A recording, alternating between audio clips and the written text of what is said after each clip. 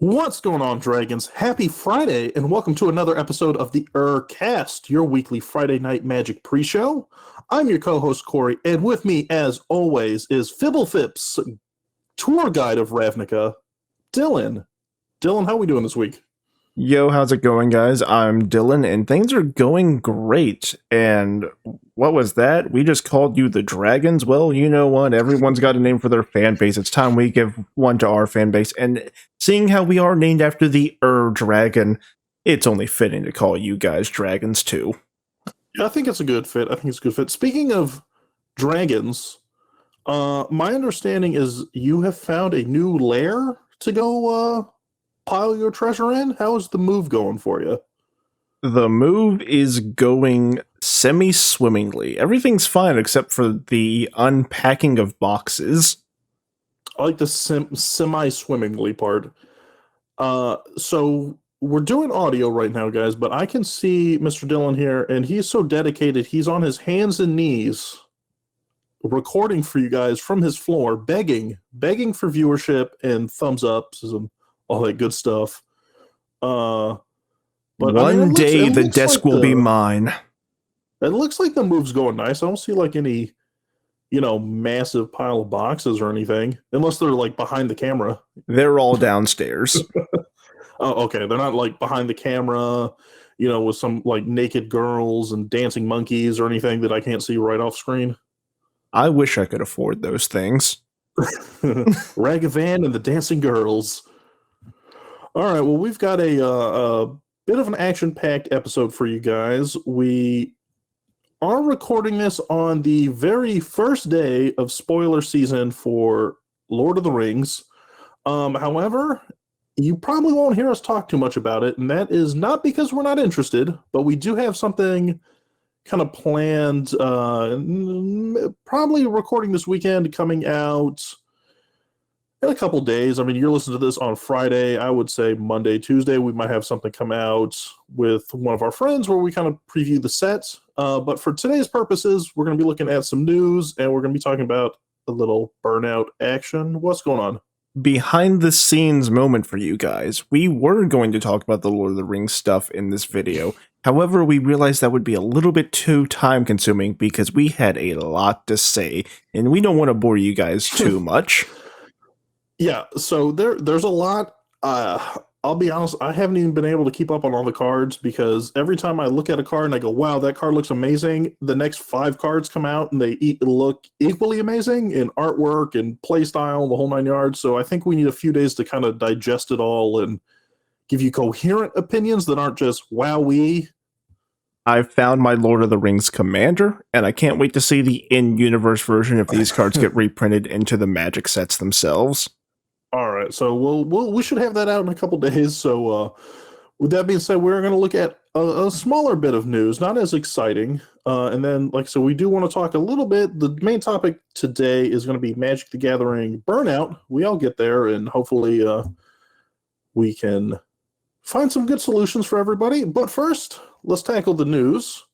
One little tidbit of news this week, and that is, if you plan on going to Barcelona this year, they do have MagicCon Barcelona in España, July 20th to July 30th. But if you are like me and probably like Dylan, where poverty is a real constriction around here, we do have Festival in a Box out on Secret Lair. You can bring home your very own Barcelona experience to you and your friends. They're out for pre-order now. We have 2 different bundles, and we'll run through them both. But first, I like this. I love reading this for some reason. It's the ad read for the set. This is their ad, not my ad. But I just like the way it's phrased, which is, can't attend MagicCon Barcelona? No worries. You can bring convention swag to a sunny beach near you. These beastly bundles are perfect for draft fans and Commander lovers alike. Dylan, you a draft fan or a Commander lover? I would definitely fall under the commander category in this little situation. I've played draft a few times, but I'm terrible at deck building, and with the limited card pool, I'm even worse at deck building. Here's the thing, I like draft in theory, right? Like it sounds cool, but I feel like I'm okay at deck building, but deck building under pressure in a limited card environment, I don't know, because it's so luck based that it's got to be just jank galore. So the worst part about draft is when you open up a pack and there are two really good cards and you want both of them, but you know that whichever one that you pass to the person beside you is not making a full rotation. Mm-hmm. Yeah, I completely agree with that. So let's look at the two bundles. First up, we're going to take a look at the Drafter's Dream bundle. Comes with 5 very special things, I suppose. So you're going to come and get a Mystery Booster Convention Edition booster box, one the Brothers War Draft booster box, one Dominaria Remastered Draft booster box, as well as 2 exclusive like Secret Lair cards. So you've got a foil Arcane Signet. This is the Arcane Signet that we've seen a handful of times. I think it pops up at most events, to be honest with you. I see what you did there. A handful of conventions. That's why if you guys haven't seen the art, it's the Thanos Infinity Gauntlets Arcane Signets. This one also comes with the Magic Con Barcelona exclusive art Relentless Rats that you can only get in these bundles, and if you plan on flying over the Atlantic Ocean. And this could all be yours for the low price of $319.99. That's right, $320. You get 3 booster boxes and 2 promo cards. Dylan, what do you think on this? Well, for one, it's worth the price tag because the 2 booster boxes with Brothers War and Dominaria Remastered, that's about $140 right there. You got another $44 coming out for that Barcelona Relentless Rats. Yes, it is that expensive right now. So if you bundle those together, then you're looking at about, those 3 things are 2/3 of the price, and yet you get another foil Secret Lair card and a whole other booster box, which I didn't realize this the first time we tried doing this, but Mystery Booster Collector Edition booster box is so redundant. It should just be Mystery Convention Edition booster box. Not Mystery Booster Convention Edition booster box? Exactly. Mystery Booster box? Too many boosters. The word doesn't feel real anymore.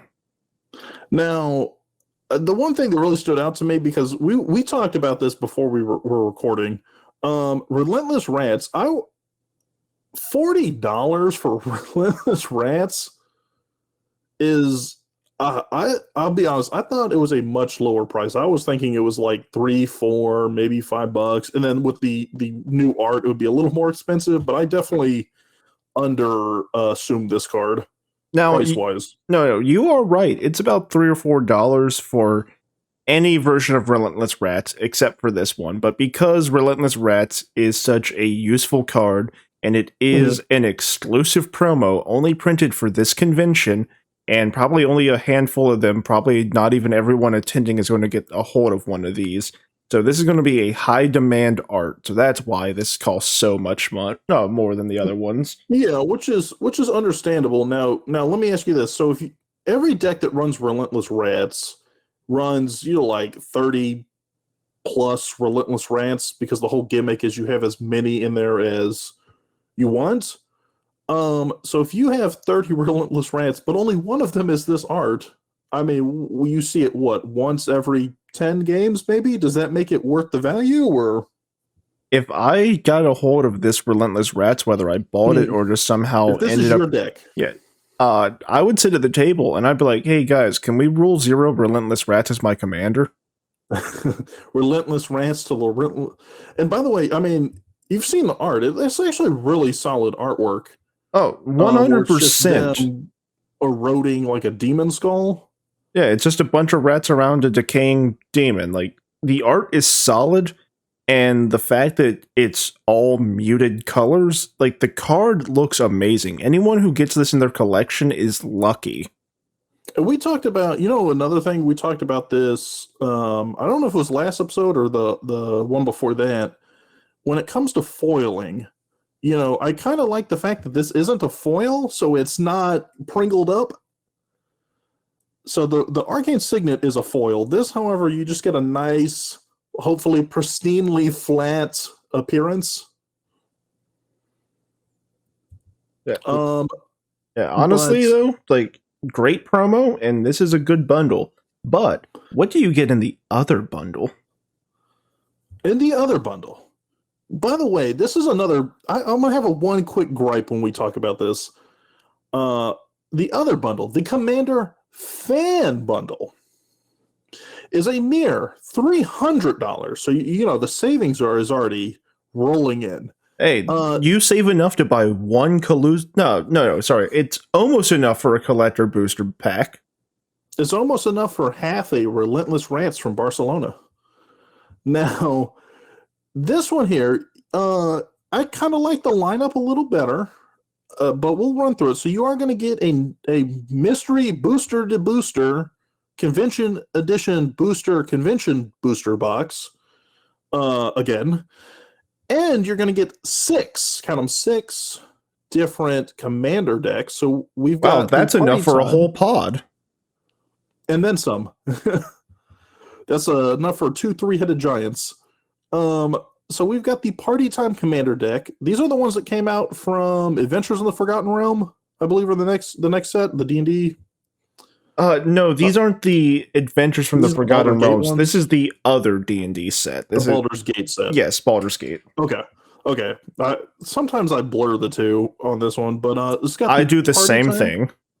Yeah, so we've got the Party Time Commander deck that is helmed by Nalia Diarnes, which is pretty much the party deck, which is a mechanic that faded away as soon as the deck came out, essentially. It was in one set and one commander deck, and the commander deck wasn't part of the set that it was introduced in. And it was nice knowing the party mechanic. But if you enjoy that, you do get your hands on that commander deck. You also get your hands on the Mind Flayers commander deck, which is the Horror Pirates, helmed by Captain Ingathrod. That would be a Demir Mill deck. Pretty solid, in my opinion. We've got the Draconic Descent commander deck. That is Furcrag, the Cunning Instigator, which is an Izzet kind of Dragon Goad. You get the Exit from Exile commander deck, which is helmed up by Faldorn, Dreadwolf Herald. That'll be a Gruul, like Cast from Exile, create Wolf token deck. It's pretty fun. And then we have the 2 decks that came out in the Brothers War. That'll be Mishra's Burnished Banner, helmed up by Mishra Eminent One, and Urza's Iron Alliance, which is Urza Chief Artificer. And then to sprinkle a little love on top, we have the same Secret Lair foil Arcane Signet, as well as the Magickarn Barcelona Relentless Rants. Now, before I see you got something on your mind, but before we get into that, I want to give you my one gripe, and then we'll pick it up from there. When we look at the ad, the little ad promo, it says these beastly bundles are perfect for draft fans and commander lovers. And it says commander lovers in caps, but it's not the commander lovers bundle. It's the commander fan bundle.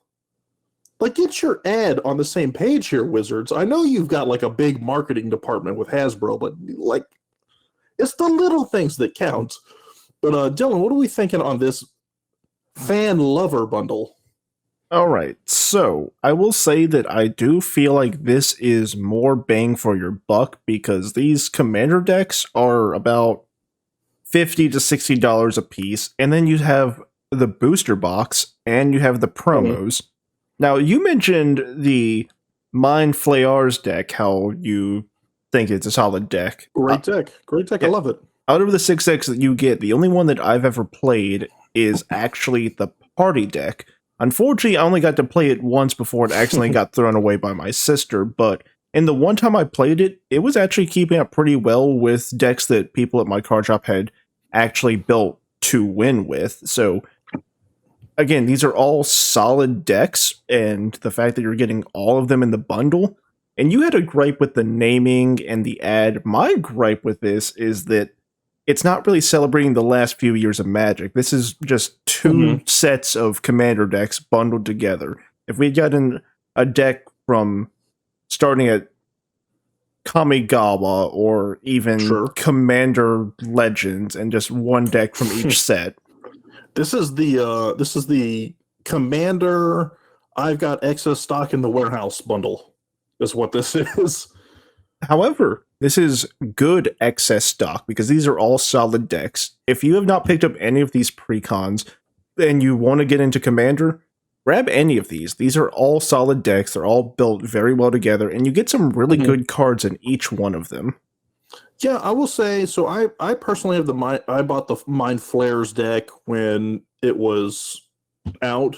I've seen people play most of the other ones. So I've got a friend that started with the Draconic Descent deck. I've got a friend who has the Exit from Exile deck. And I've got friends that have the two Brothers War decks. I've yet to do the Party Time deck, but I will say out of what's here, they are solid. So if you, for whatever reason, missed out on these 6 decks, you got to figure. Let's throw out the 2 promo cards for a second. Let's throw out the Convention Edition booster box for a second.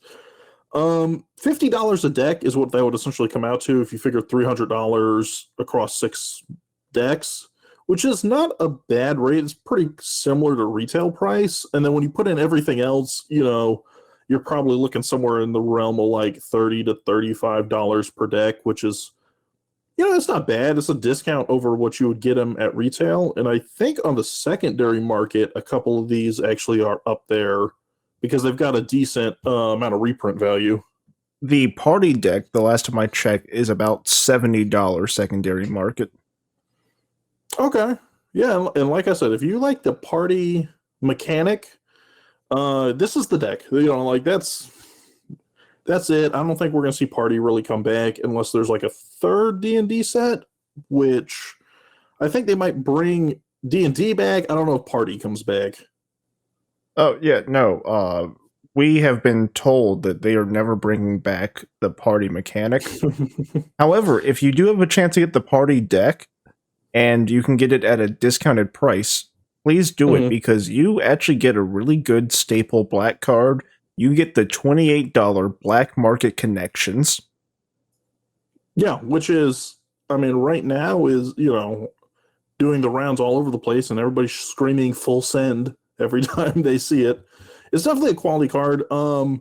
Black Market, not Black Market Connections, but the regular Black Market pops up in a couple precons. I get a ton of value out of that, and Black Market Connections is easily a step up as far as I think quality and competitiveness. But yeah, definitely check out these decks. I would say the Party Time one, if you're into Party, is cool. It also has some quality pieces. The other decks, I've seen a bunch of people play. They're all quality decks. And I do like that they're all, for 6 decks, there's 6 very different kind of play styles. So you've got Mill, you've got Goad, you've got Exile casting, you've got artifacts. So, and they are mechanics other than the Party. There are mechanics that you're going to see again. We're definitely going to see dragons and Goad. We're going to see wolf tokens. We're going to see artifact synergies. And the best part about it is with the 2 Brother War deck, they are both artifact-centric decks, but they play artifacts in completely separate ways. So even these 2 decks that have the same main focus of artifacts will play completely different from each other. So you'll have fun seeing which one is more your play style.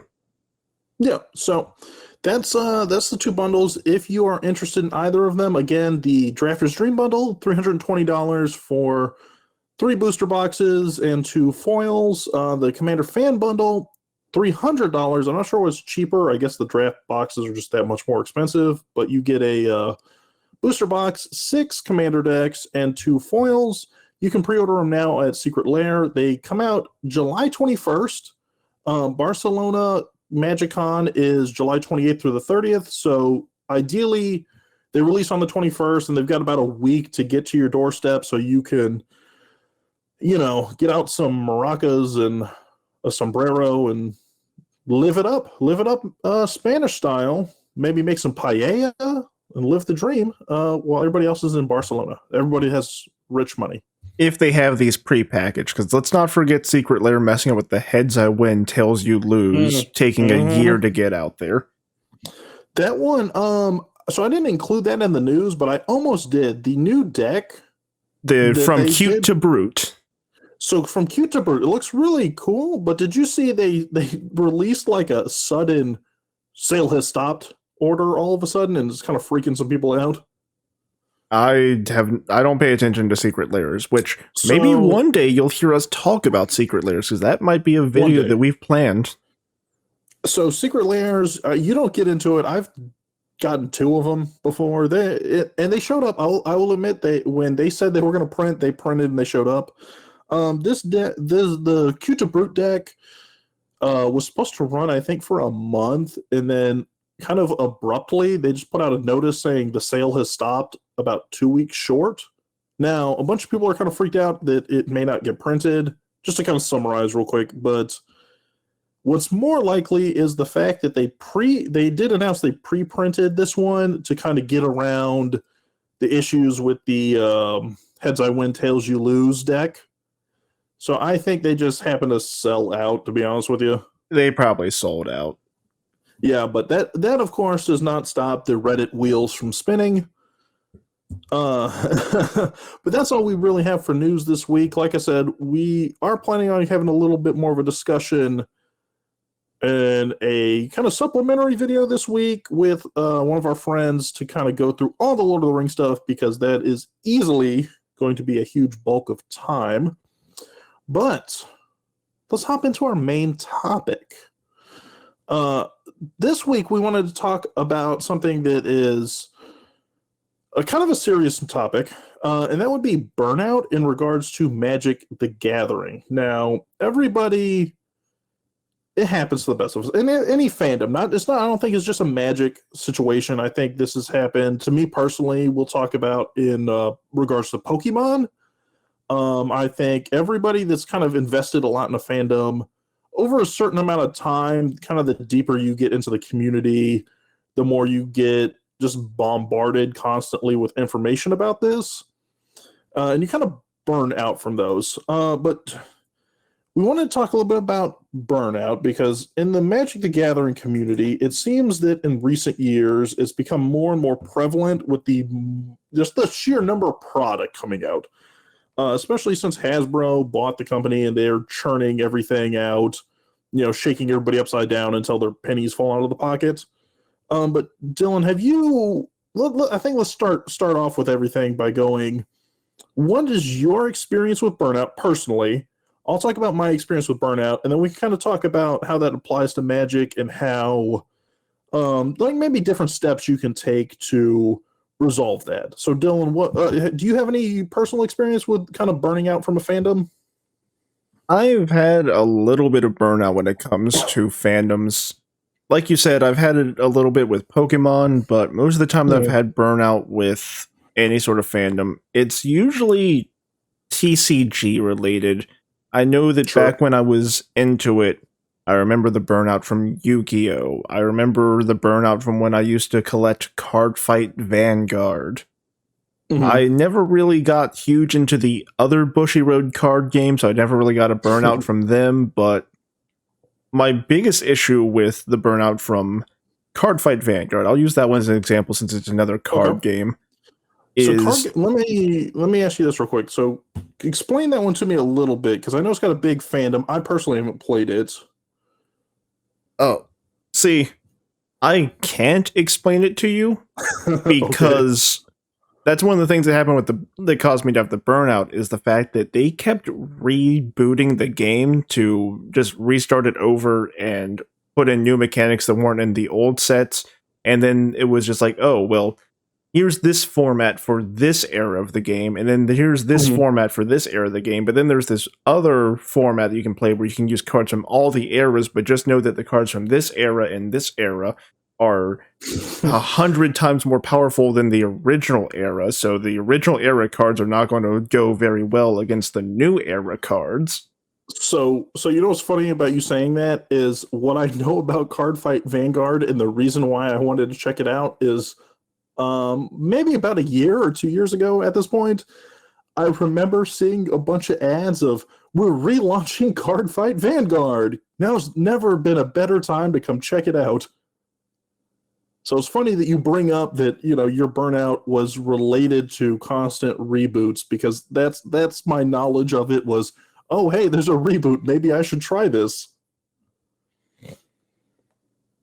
So that's curious. So would you say it was the fact that it was rebooting so much for you that was the burnout, or was it just kind of like maybe like an influx of cards or an influx of sets, or was it just kind of the constant changing of mechanics?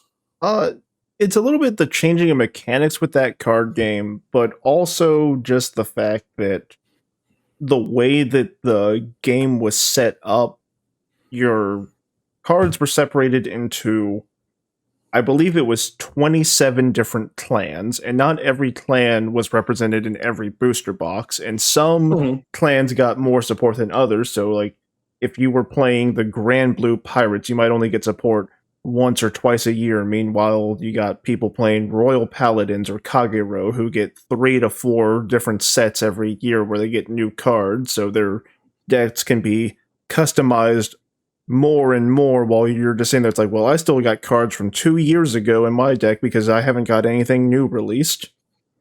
So that's interesting because when we talk, so when we look at Magic, and because I want to circle back on this when we start talking about Magic specifically, Magic, I think, almost suffers from the opposite, which is they're trying to support so many play styles at once that it almost bloats their sets. You know, because they feel like in every set there has to be rogue support, or last set we introduced, you know, this archetype of pirates or whatever subclass it is. So then the next 3-4 sets they feel like they have to carry a new pirate or a new ninja, or, you know, oh, it has to have at least 20 elves and stuff like that, and that almost clogs the sets down, because then you're kind of tied into, well, I constantly have to refresh my deck because new cards are coming out. So you feel like Cardfight Vanguard was kind of different? Like some people were kind of vomited product and other people were left sitting on the shelf waiting for their turn? Right, so like with Vanguard, like you literally needed to have more than one deck because one deck that you like playing just might not get any support for the longest time. And the thing is, each of the different clans had their own playstyle. The playstyles for cards were separated by the clans, and you couldn't mix clans. Like, as an example, you've got I'll just go with some of the easier ones. You got the Mhm. Kagero clan, which is all about using effects to destroy your opponent's monsters. Then there's the Royal Sure. Paladins, which are all about searching your deck for specific monsters to play onto the field. There was the So but so rather than separated by color like Magic is, you're kind of like locked into clans. Right, but with the new reboot of Cardfight Vanguard, this one Hmm. might actually work out because they eliminated the clans, and now it is just that there are the 6 locations in the world, so it'll be easier for them to divide up the support. So maybe the reboot will be easier to not get burned out on. So instead of being burned out by too many reboots, now you're excited that there's a reboot. Um, so let me ask you this. Okay, so how long were you playing this game before you started to get experience burnout? Like if you said, "Hey, I started roughly at this time," and you played for whatever X amount of years, sets, series, stuff like that. How long do you think it took you before you started to feel like the sort of exhaustion for the game set in? Uh, that's a hard one to answer because one, I can't remember when the first set was released in English, and also, there just was not a scene for it where I Mhm. live, and not really many card shops carried it, so it was mostly just me buying booster boxes offline because they were cheaper than other card game booster boxes, and just racking packs kind of and building a appreciating them. collection. Kind of just appreciating the card art and what you could do with it. Oh yes, and the art was great. And the best part about it is the decks that I wanted to build were ones that not only were kind of didn't get a lot of support, so I didn't have to worry about buying a bunch of cards all the time, but they were relatively on the cheaper side. Okay. Yeah, well, yeah, because I do think this is a I don't want to say like lesser, but it's definitely like a secondary kind of, I think, TCG as far as fan base. Like it's definitely, when you think of TCGs, you got like the big three in the US, which would be Magic, Yu-Gi-Oh, and Pokemon. And then everything else as far as like Legend of the Five Rings or Cardfight Vanguard or all the different anime based ones like your Digimons, your Narutos, your DBZs, your VAS systems, all that stuff seem to be like a tier below sale wise. If you are listening to this and you remember when there used to be a card game called Why Schwartz, congratulations, because I think Bushy Road forgot that existed. Yeah, and I think the problem with those two is they kind of cycle in and out, especially the license-based ones, because it's easy for you to, let's say, get a license and go, I'm gonna make the, whatever, TMNT, just for lack of a example, I'm gonna make the TMNT trading card game. And then after a couple years, you go, okay, it didn't sell as much as I want. I'm going to toss that to the side, and I'm going to make Power Rangers, the CCG, and then you're going to just go through, however many of them. The early 2000s were full of that, but you know what? I will say one of the reasons why I did love collecting Vanguard, and the viewers aren't going to be able to see this, but you'll be able to. I just really liked the art style.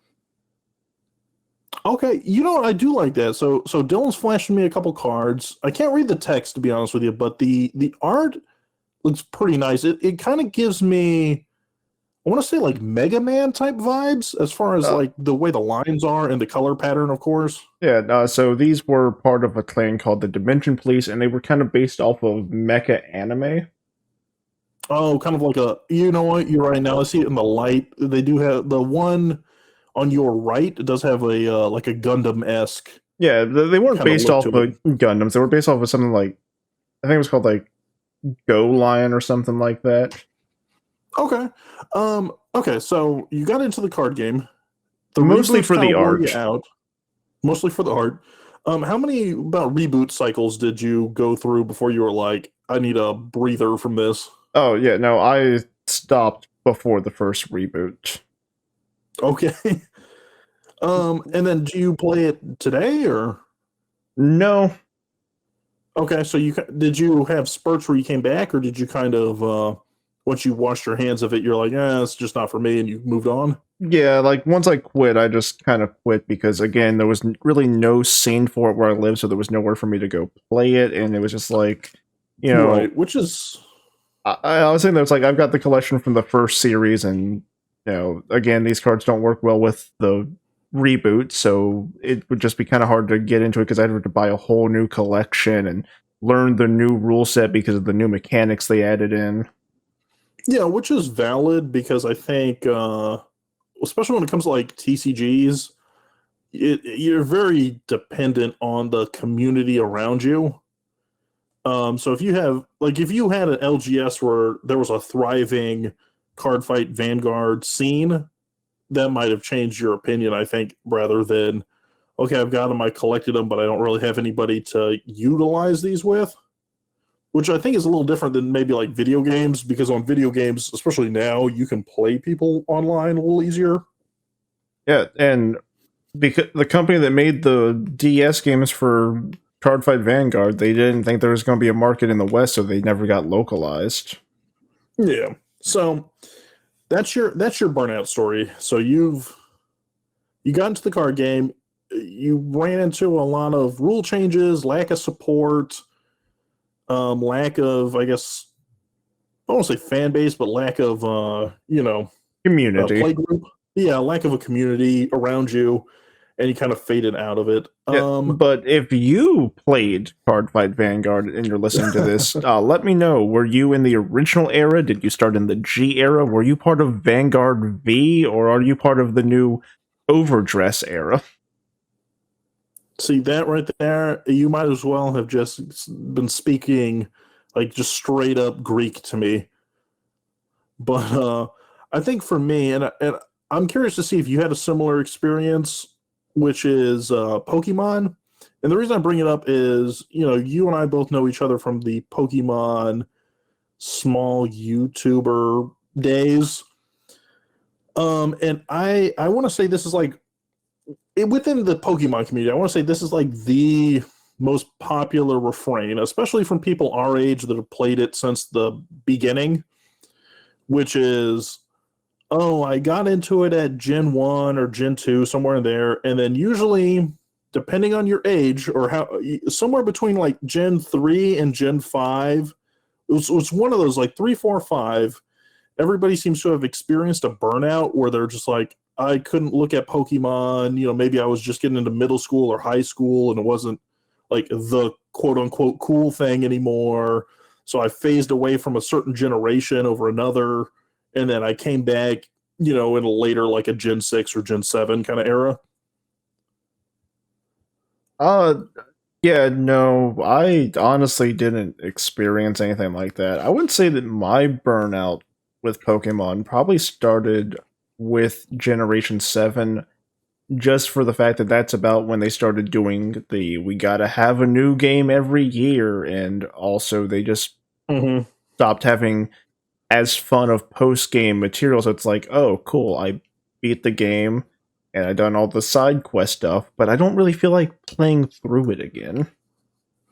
Yeah, I think for me, mine was Gen 4. Like I definitely enjoyed 1 and 2 when I was growing up. And then Gen 3 was kind of like a hit and miss for me. Like I played it and then but I don't remember like loving it as a child. I remember it playing it, kind of experiencing it and then setting it to the side.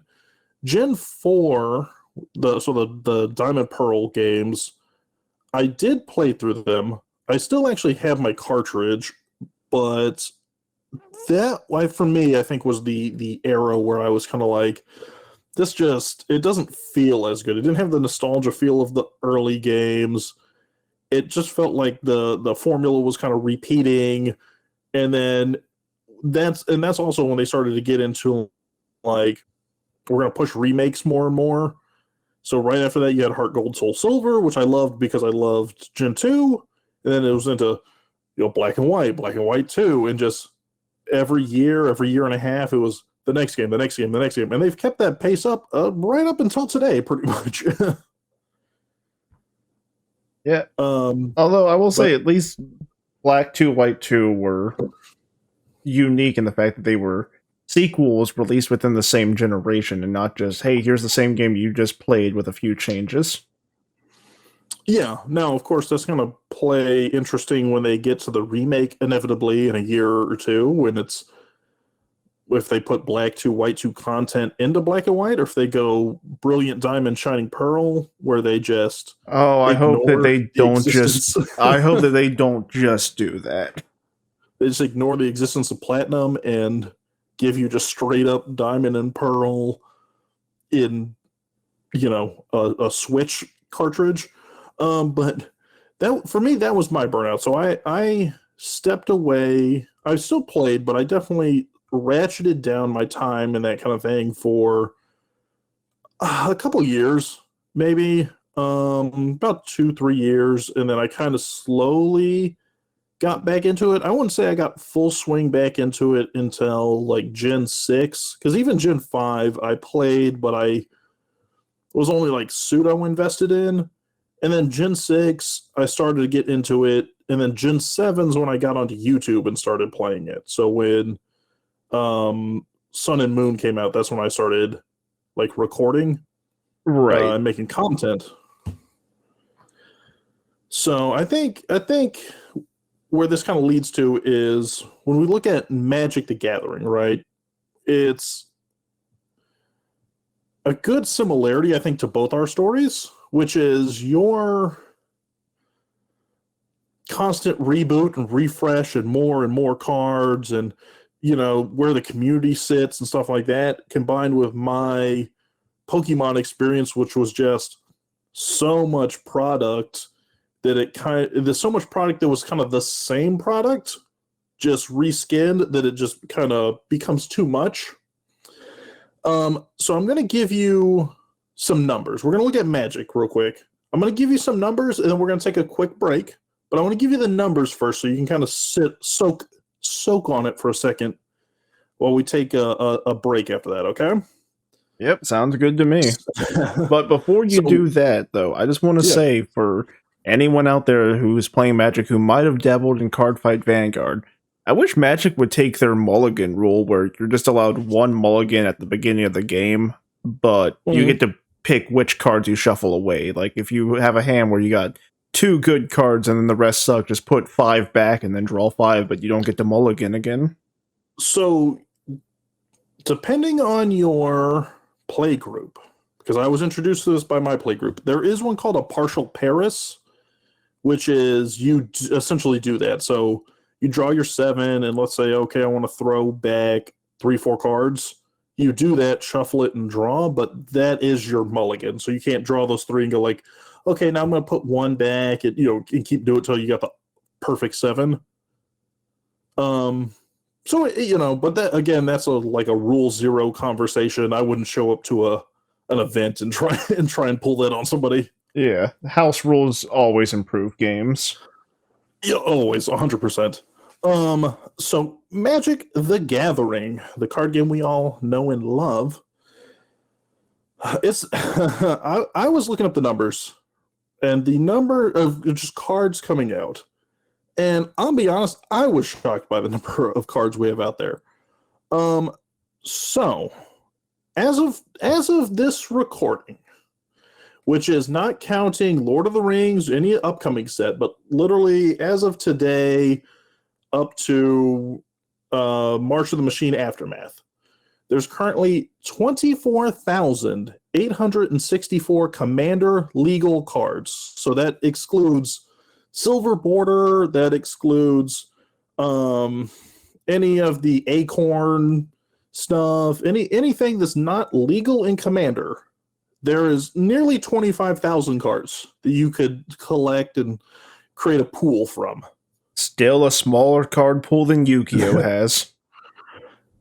I don't even know what Yu-Gi-Oh's at now, but Yu-Gi-Oh! Is like, every time I look at it, the card game is changed. Just like I think Yu-Gi-Oh's got over 100,000 cards. Yeah, because literally every time I look, it's like, oh, we're doing chibi anime girls now. Okay, and I go back and it's like, oh, now we're the roids, where it's just vehicles come to life. Got it. But out of those 25,000 cards, I went to 2020. So basically the beginning of 2020, just to look at what has been printed like pandemic onwards, which is sort of when we see a big uptick in the amount of product being released, since they know we're all sitting at home with nothing else to do but have game nights.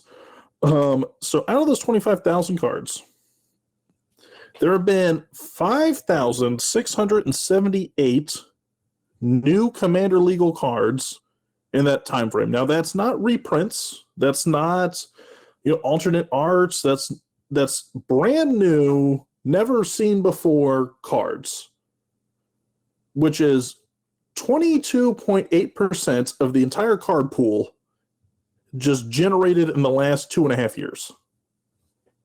That is ridiculous. Yeah, you're talking a fifth of all cards are just brand spanking new. Of those cards, we currently have 1,709 legal commanders, which is another ridiculous number. Because if you and I are trying to keep up with even a fraction of those cards, I could walk up and just pull out a random commander you've never seen before, because nobody can keep up with that amount. Of those commanders, 846 of them are new since 2020, which is almost half. So almost half of all legal commanders are brand new from 2020 and beyond. We also have seen 55 commander precons since 2020, which is another ridiculous number if you think about it. Yeah, no, like people miss the yearly commander decks, and now I kind of understand why, because it used to be 5 commander decks a year. Now it's Mm-hmm. 2 to 5 per set, and I did not realize how much that had added up in such a small amount of time. Yeah, that's the thing. Like you said, it's 2 to 5 a set. I mean, I feel like 4 is pretty much their norm these days. 2 is almost like, oh, they only have 2. And that's by the way, that is again up to halfway through 2023. That's not including the fact that we already know of 14 more coming out this year that they've already announced. Now there could be other ones they haven't announced yet, but we're already looking at 4 for Lord of the Rings, the 4 we discussed for Commander Masters in the last video, 2 we discussed for Eldraine, and the 4 Doctor Who decks. So there's Good another news 14 is, to add on top of that. the good news is, for me specifically, not for everyone listening, I can ignore 4 of those decks. I don't care about Doctor Who, so those decks don't, unless it's a fun play style, I'm not interested in those decks. So at least I only have to worry about 10.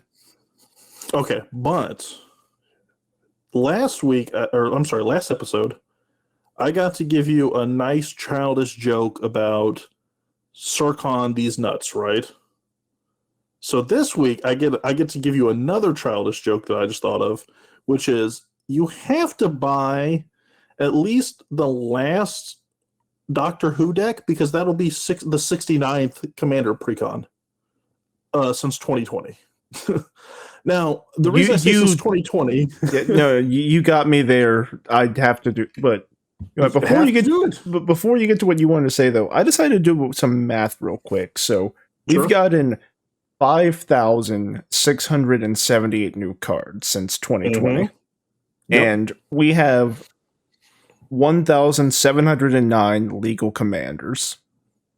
Now, before you finish that thought, we're talking commander legal cards, so that's not including, again, all the Unfinity stuff. So there's even more cards that actually came out. Right, but just with like the legal cards. If we took every commander that is legal, we would have to multiply that number by 3.33 to get to the amount of new cards. So there's more than 3 times the amount of commanders could fit into the amount of new cards, new commander legal cards. That is ridiculous. Now, looking at all these numbers, right?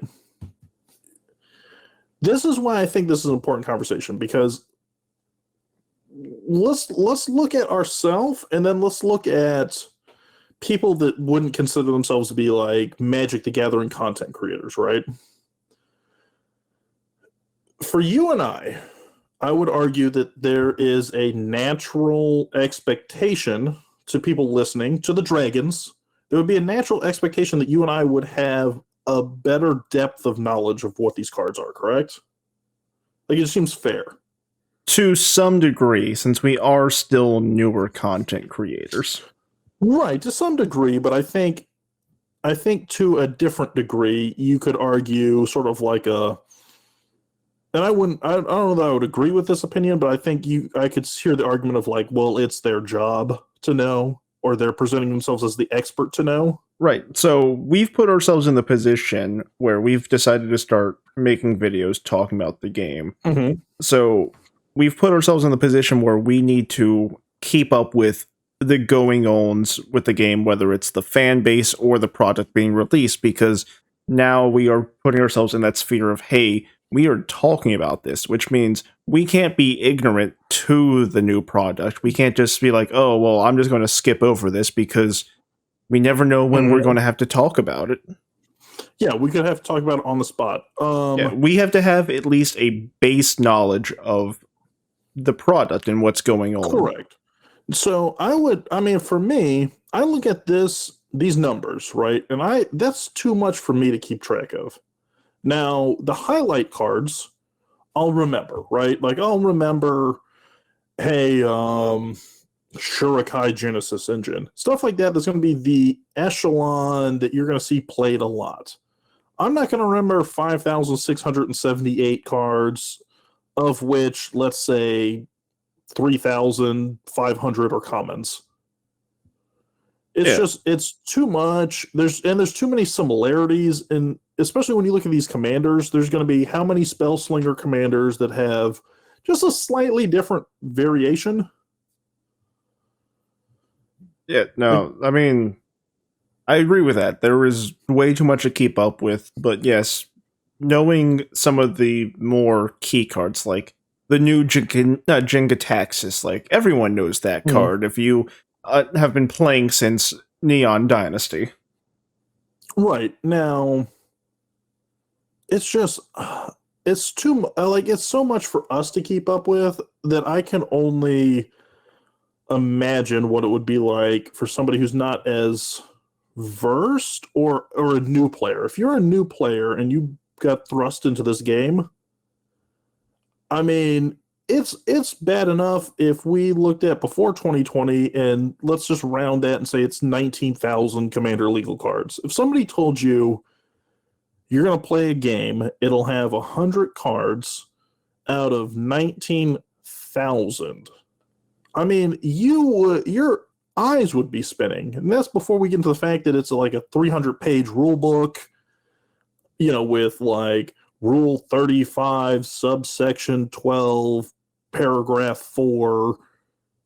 I haven't even begun to try to learn all of the advanced rules. Like, my knowledge of interactions and stuff like that, it is just the base level. Like, there were so many interactions that are just, I would never be able to tell you how this works like this with this unless I looked it up. Right. So looking at the numbers, here's what I want to say, and then we'll take one thing. We'll leave it at that, and we'll go on a quick break. So, if you look at these numbers, if you're a player out there right now and you're looking at these numbers, or you're sitting there thinking, I just opened up March of the Machine, and then March of the Machine Aftermath came out, and then less than a month later, I've got Lord of the Rings, and then a month after that, I've got Commander Masters, and then a month after that, I have Wilds of Eldraine, and then Doctor Who comes right around the corner, and then Ixalan's right behind that, and that's too much, and it's just bombarding you. It is okay. It's okay to step away. It's okay to stop buying product. It's okay to unplug from the community and then come back when you're ready. Nobody's forcing you to. I get that you love the game. I get that your friends love the game. You probably have a great time. I mean, if you're listening to this, you might be on your way to Friday Night Magic. You might be on the way to your friend's house to play a game. And it's okay to have a deck that's maybe sub-optimized because you haven't updated it with the last 5 sets. It's okay that, maybe there's a slightly better card out there that you could upgrade, card number 99 to, and you increase your win percentage by 0.3% and you didn't put it in. That's fine. Yeah, and so with the increase of product, also there's been a lot of new staples released, and staples cost a lot of money. It's okay if you can't buy the expensive cards either. Yeah. So with that, I think we're going to go ahead and take a break. When we get back, what I want to talk about is how you can kind of step away and how you can maybe ease back into the game when you feel more comfortable without feeling overwhelmed or without feeling like you've missed too much. But with that, we're going to go ahead and take a quick break. Hear from our sponsors, which we still don't have any, but if you want to sponsor us, hit us up. Dylan can be found at 555-123-4567, extension 89. But with that, we're going to take a quick break, and when we get back, we'll get through this burnout together. All right, guys, we're back from our break, and we are talking about Burnout from Magic the Gathering. So before the break, we went through some numbers, some big numbers, some unfortunately big numbers. And I think we're both in agreement, Dylan, that if you're overwhelmed with the game at any point, or if you're overwhelmed with any kind of fandom at any point, it's okay to take a step back, take a breather. And since we've established that, how would you suggest somebody, or what advice rather would you have for somebody to kind of reevaluate the game and maybe come back in a set or two, or kind of tone it down and realize that this is not the be all and end all, and it's okay that you're not obsessing over it as much as you once did. Okay, so here is some advice that it's something that I should have done when I was first playing Magic before my job schedule got to the point where I was not able to play Magic anymore. But if you're feeling burnout with Magic, one thing I could say, if you don't want to step away from the game, step away from the format you're playing. If you're getting tired of standard and its rotation, try Pauper. Maybe you'll enjoy Modern or Legacy more. Pick up Commander. Commander's a fun format if you haven't given it a try. Yeah, I agree with that. We talked last episode about Oathbreaker, and I think if you like Commander and you want a different flavor, that might be something to kind of give a whirl, where if you're familiar with Commander, you can pretty much step in and play right away, but it's with a little bit of a different flavor. I also think maybe House Rules would help a lot of times. Yeah, or if you want to just not get into a whole new format and have to build a whole new deck, Draft and Seal. Just crack open some packs and play like that. Just something casual and fun. Hey, maybe you have $320 for the Drafter's Dream Bundle. Not a sponsor. Not sponsored. Yeah. So don't feel pressured to buy that. As we're talking about Burnout, don't feel any pressure to buy the Drafter's Dream Bundle because we don't get a kickback. But you could not feel pressured to buy it, and you could send us $320, and that would be acceptable too. And then we'll be pressured to buy it. Yeah, then we'll buy it, and you can have FOMO or live vicariously through us, and we'll open it, draft, and send you a video.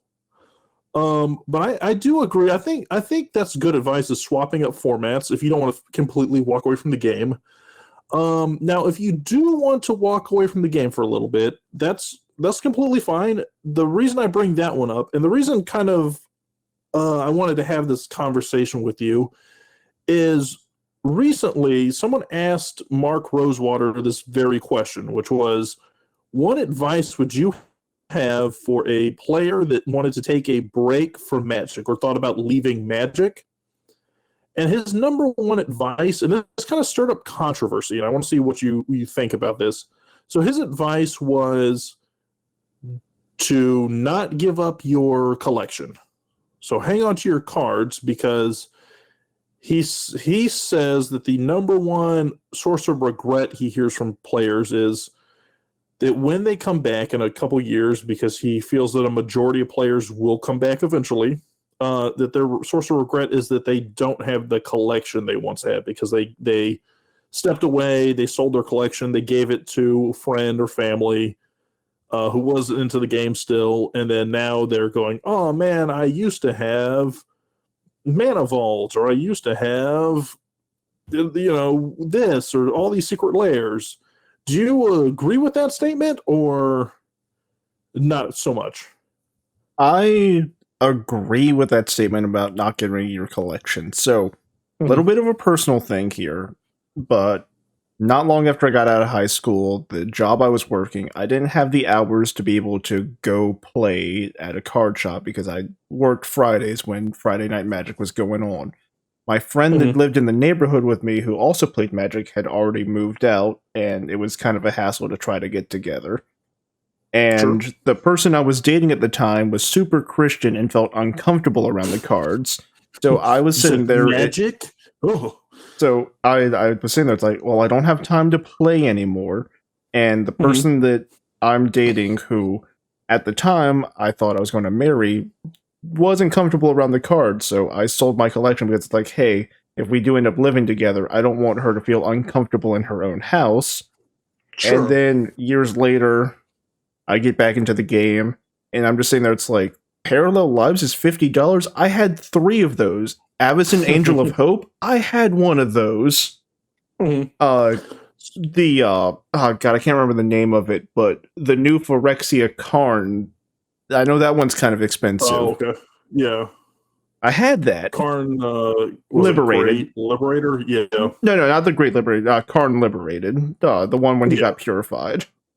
Yeah. So this statement, it seems like it's a very straightforward thing, right? Like, hang on to your collection because if you come back, whether it's a year from now, 5 years from now, 10 years from now, you'll probably regret losing the cards or whatever the case is. Now, where I know a lot I of do. people were, yeah, exactly.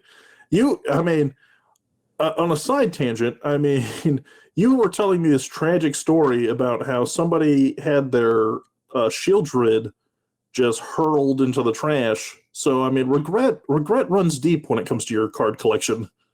Shieldred the Apocalypse and at least a $250 landfall deck. Yeah. Well,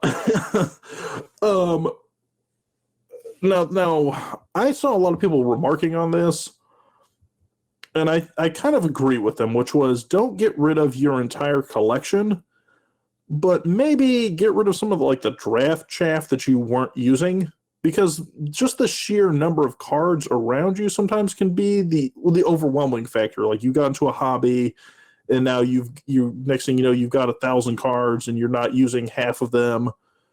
So the suggestion a lot of people had was maybe thin down your collection, keep the cards that still had some kind of sentimental value to you, regardless of power level. Maybe hang on to that favorite deck that you enjoyed at a friend's house, stuff like that, and keep those for when you come back. Right, yeah. Keep your sentimental cards or keep your monetarily valuable cards because you never know when you might need to sell them. Right. So, maybe you don't keep your 3 Parallel Lives, but if you've got that deck where you really enjoyed Parallel Lives because it was your counter deck, your token deck, keep the deck. There's no harm or foul in keeping the deck. And then maybe you sell the other 2 Parallel Lives. Maybe you give them to a friend. Whatever you're most comfortable with. So I pseudo agree with what he's saying, because yes, there are a lot of cards that I have that if I were to step away and liquidate my entire collection, or just put in a bag and throw it at a bunch of kids or something, if I came back in a couple years, I would miss those decks because they're closely tied to memories I have with my friends. Right. But not necessarily, am I going to miss 1,000 basic lands? Yeah. And you know what? Even just not liquidating away some of your bulk, even if you're not stepping away from the game, like you said, just having the extra cards around that you don't do anything with, or they're just taking up space. Get rid of your bulk. Like, oh, I've got 800 copies of this one drop common card. I'll get rid of 500 of them. I'll keep these 300, but I'll get rid of the other 500. Yeah, and it's okay. Like, if you go, hey, I'm going to keep my staples, so to speak. Like, I've got a number of copies of, say, like Nature's Lore or Soul Ring, stuff like that, where it's going to go into most decks, or most green decks that I'm going to build will have a Nature's Lore in it, or 3 visits, stuff like that. But do I need 50 copies of that 2 mana common from Kamigawa that probably wasn't even that great in standard draft? I don't think so. I doubt it, You know what? Just something that's along the lines of this topic. As we mentioned earlier in this, I recently moved. Well, the other day I was looking through all of my boxes of Magic cards to see what was in what box. And I kid you not, I scrolled through probably 12 Command Towers, followed by 10 Path of Ancestries. Yeah, and those, I would say that those will go in. Command Tower will go in pretty much any deck, but it's a non-monocolor deck. But on that same note, it's okay to kind of let some of those things go and maybe and this might be a topic for a different conversation, but organization also helps a lot with stress for a lot of people. So, before we started this video, I was saying to Dylan, my desk right now has about a keyboard's width of space on it, surely because right now I'm sorting through and organizing a lot of the unorganized cards I have. So it looks like a lot of clutter, but I know once they're gone and they're put into boxes or binders for some of my rare stuff, things like that, it's going to be that much more relaxing to not see the clutter. So that's okay. Yeah, and then like when you're trying to build a new deck, it's like, oh, here's where all my red cards are. My deck is red. I'll just take this deck right here. Mm-hmm. And then this seems like a more, or I'm sorry, a less conventional thing, but I think another great way is to kind of power down your decks. Now, I don't mean like de-optimize them, right?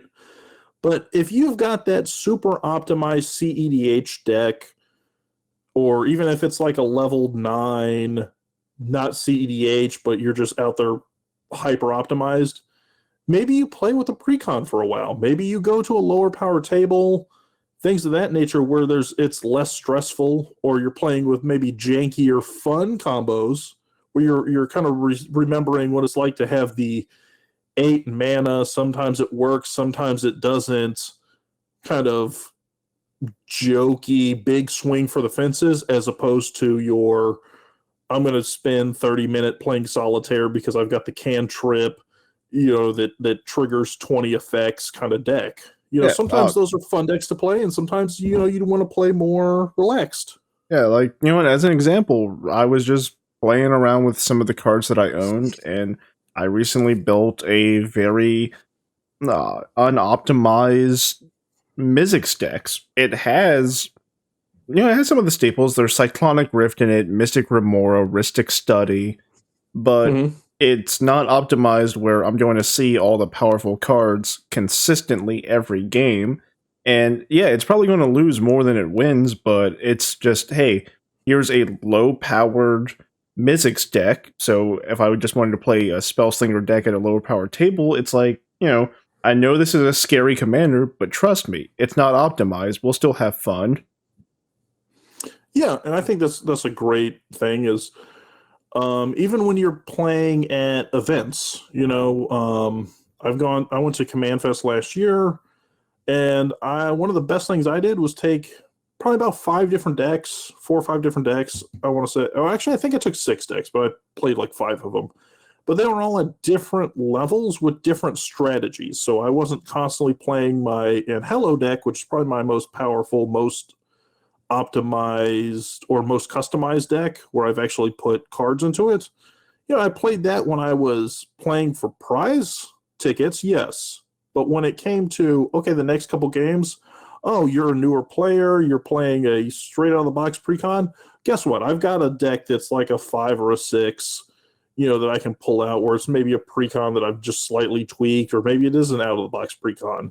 It's okay to mix up strategies, and there's also like thinking man strategies. Like I would say, if you're playing like Urza Lord Protector, or Urza High Artificer, you're going to be sitting there thinking so much because you've got to turn 50 gears each turn. It's okay having that game and then swapping to something that's just goblins, swing goblin, smash. Now, I feel like that's a reference to me, because that's what I'm building right now. Yeah, and exactly. And then, if we look at your decks, you're building the swing goblin smash Krenko deck right now. You talked about having a sub-optimized Mizzix, but, we've also talked about you having high-end decks previously that are very kind of optimized or very specialized. Yeah, they're still not high power and things like that, but I've got a Oboon Landfall deck, and I've got my Dina Life Drain deck. They're both probably about a 6 or a 7. Right. But I think that also helps a lot too if you're feeling burnt out with sort of the game in general. Maybe it's time to switch up power levels, maybe it's time to switch up play styles. I'm a big proponent of trying a lot of different play styles that are vastly different. So, like I said, if I bring 5 decks to a event, I mean, I've got my combat deck, but I've also got my spell slinger deck, but I've also got my make tokens deck, but I've also got my mill deck. Like they're just Yeah, vastly different at vastly different play styles. So you're breaking up kind of the monotony of it all. yeah, no, changing the type of deck that you're playing can really change things up a lot because not with Commander, but back when I was still playing Standard when I first got into the game, my first Mm, deck that I got, it was one of the new Phyrexia precons. It was the red white one, and I didn't really care for it that much. But then I built my own deck that was mono white flyers, and I had fun with that. It was a lot more fun than this kind of artifact creature attack deck. But then, mm. the next set was Innistrad, and I was like, you know what? I really like the way that white green humans works together. And as the sets continue going on, I found it's like, yes, these decks where it's just a bunch of small things, get them on board, attack with huge armies, have a few buff things. That was the playstyle I liked the most. But then I also delved into mill in the first Innistrad block because there were some decent mill cards. I was like, I also really like this strategy.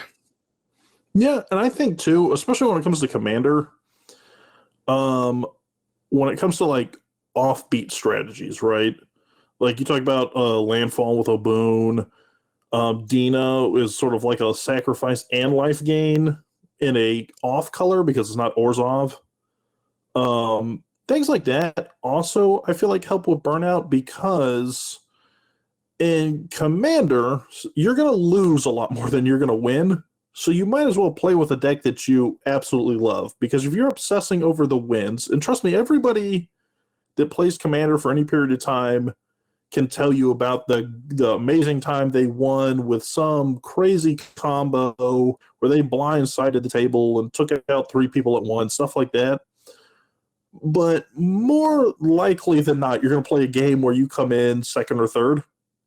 And what matters when you come into second or third is did you impact the table? Did you have fun with the deck you enjoyed? Or that you played, stuff like that. So for me, the other thing that's key is playing decks that have a lot of interaction. Because if you want to spice up your game where you're having more fun, the best way to have fun is to constantly be playing. Not I play, I sit for 20, 30 minutes, I play my turn, I sit for 20, 30 minutes. So just look for ways that you can also make your game a little more enjoyable. Maybe, trying different strategies, trying heavier interaction, trying things like the Monarch even. Or maybe you're the opposite of that. Maybe you don't like games where people get to interact and have fun, and maybe you just want to build a stacks deck. Yeah, be the opposite. be you don't want to be burnt out. You want to be the reason you burn other people out. That's what And it's all about. maybe you're getting burned out because like you don't like that other people are enjoying the game. So make a deck where people don't enjoy playing against you. Yeah.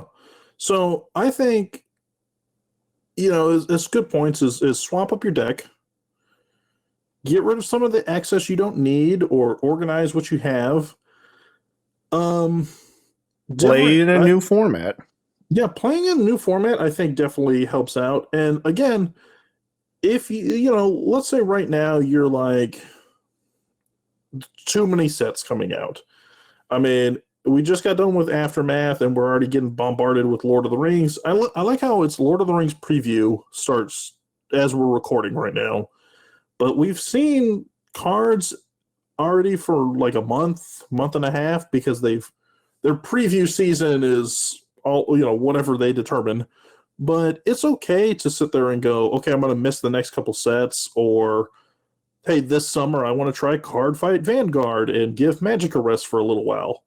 Right, yeah, and varying up the games that you're playing is another way to avoid burnout because if you're strictly only playing Magic, eventually, yeah, you'll Mm-hmm. get tired of Magic, so maybe you just decide that instead of giving up Magic for a few sets or something, you just slow down a little. Yeah, slow down a little. I said I was going to bring this up when you talked about Card Fight Vanguard, but when we look at the amount of cards that are coming out too, I think that's partially because Magic is trying to push cards to every single player in every single set. So you talked about in Card Fight Vanguard where there's times where you might go a few sets without getting support for your archetype. Magic, I feel like, yes, there's certain things you won't see support in every archetype. Like if you're not at Innistrad, the odds of you seeing vampire or werewolf support goes down dramatically. But that's not to say that you're not going to see the odd, vampire card that's a vampire something, or you're not going to see, zombie supporting all the decks, so you're not going to see, horrors are getting a big uptick, things like that. Or if not specific tribes, I mean specific strategies. There's mill cards in about every deck. There's Gruul combat cards in about every deck, or in every set, rather. Yeah, And it kind of bloats the sets a lot. Kamigawa Neon Dynasty, it was kind of a artifact set there. And then we got Brothers War not too long after, which was another artifact deck. So like artifact players were probably a little burned out because they had two big sets that were artifact based. Well, and I would go one beyond that. So if you go look at Brothers War, which came out in, I want to say October, November last year. We had Warhammer 40K came out pretty much at the same time, and that had the Necron deck, which was an artifact deck. So you had a artifact precon followed by a set that had two artifact precons. I mean, Kamigawa had an artifact precon if you consider Shurikai and all the vehicles was an artifact synergy kind of deck. I mean, Strixhaven had an artifact precon deck. Like you're going to see a lot of similar themes, maybe in different colors and maybe with like a slight variation on it. But I mean, the good news is that we did have kind of the break between Necrons and Brothers War with the new Capenna set, but just one set between two different artifact based sets just isn't really a lot of time sometimes. Well, so new Capenna. No, because 40K came out like a month or two before Brothers War. I think you're thinking Kamigawa and new Capenna breaking that one up. Yeah, that's what I meant. Okay. Yeah, but and then you figure Lorehold with Strixhaven was maybe 2 years ago at this point. But it's good and it's bad, right? So if you're into artifacts, you're going to build an artifact deck. It's great that you're getting constant support as opposed to waiting, 2-3 years between big boosts, which I think is what Yu-Gi-Oh is notorious for, which is, they produce an archetype, you see it for a couple sets, and then it fades away until they, and they bring out the next archetype. But at the same token, if you're trying to constantly update your deck and you're feeling overwhelmed, it's okay. Guess what? Those cards that were printed, they're still out there. You can still go get the Necron cards. I can still go get a Brothers War cards out of the deck. Maybe I can't find the deck itself like boxed and sitting on a shelf after a year or two, but the cards within there, they're still circulating around. So you haven't lost your ability to use those cards. And, if you did wait to get those cards and now you can't find the decks on the shelves or the precon is too expensive and you just want to get the singles, luckily we live in the age of the internet. You've got TCG Player, you've got Card Kingdom. There's other card sites I'm sure exist that I just don't browse on. So yeah, you got people that sell individually on Amazon. I mean, you can buy stuff off of eBay. Go to your local game store. Yeah, go to local LGSs. I mean, they're never going to turn away your business. If you don't have a local game store, find a hobby shop. They're likely to have a few loose cards. Like they might not have the best selection, but they might have a few. Yeah, if you find your hobby shop, I feel like they won't have maybe the same as a full blown LGS would, but most of them will at least sell packs. They'll sell precon decks, and they might have an odd like here's a box of odd and end singles that are there. Or I mean, sport memorabilia shops usually will carry some stuff too. And if it really comes down to it, go to your local flea market. You're always going to find someone selling stuff there. Yeah, I mean, you know how many stories you see online of flea markets, or I went to a garage sale and they're selling some beta or alpha cards that they found lying around the attic. It happens. So don't feel like you've missed out on any of these cards if you ever want to take a break from them. And also, it's okay to skip sets for Commander precons. There's so many precons that you don't have to, like the 14 we talked about that are upcoming for the next like 4 sets in Doctor Who and all this stuff. You don't have to buy 14 precons. Maybe you buy one, maybe you buy none of them. Maybe you just like the face commander and you hate the rest of the deck, so you just want to buy the face commander. I know there's at least 2 that I'm interested in buying out of those 14. The 2 Doctor Who decks. 2 of the 4 Doctor Who decks. Maybe for my roommate to try to get her back into the game. Hang on, I'm gonna guess without you saying anything. I'm gonna guess what they are. I'm gonna say the Dimir Wilds of Eldraine deck, the fairy one, and I'm going to guess the Enduring Enchantments, the Commander Master deck that we talked about last episode. Well, you are half right. The Dimir Fairies... Really 4 decks. Yeah, 4 decks you want to get. The Dimir Fairies, yes, that was one of them. But with the Commander Masters, even though I think the Enchantment one is going to be the most fun commander to play, I really want to play Sliver, so I'll probably get the Sliver Precon and just chain out a few of the cards. Without spoiling too much, because we're going to talk about this with John in another episode, the Lord of the Rings decks, as I'm watching preview stuff today, the Food and Friendship, like black, green, white deck that's helmed by Sam and Frodo, I kind of want it because there's a lot of food, just good stuff being churned out. Oh, yeah, no, Food Tribal, I'm interested to see how it ends up playing out after all this. If nothing else, you're going to have a lot of food tokens. What you do with them is a whole nother aspect. I mean, you can find a bunch of like sacrifice artifact triggers, but that's neither here nor there. So again, don't feel like you're pressured to buy any of these. And it's okay. And the other thing I would say is if you do want to build a deck, maybe try a janky commander. There's a lot that are outside of the EDH rec, like top 100 list, that are maybe not hyper powered, but are very just fun to play with. Yeah, no, you know what? I was actually doing that earlier this week, and I found this one deck list. It's a little on the expensive side. It's about $160, but it's an Azorius Lockdown deck, which is just meant to not tax your opponents, but slow down their gameplay for you to use Approach of the Second Sun as a win condition. So it's not Grand Augustine. No, it's I don't remember the name of it, but it's one of the Lavinias, and it's the one. It's a blue and a one. It's a blue and a white, and its ability is just that your opponent cannot cast spells that cost more than the number of lands they control.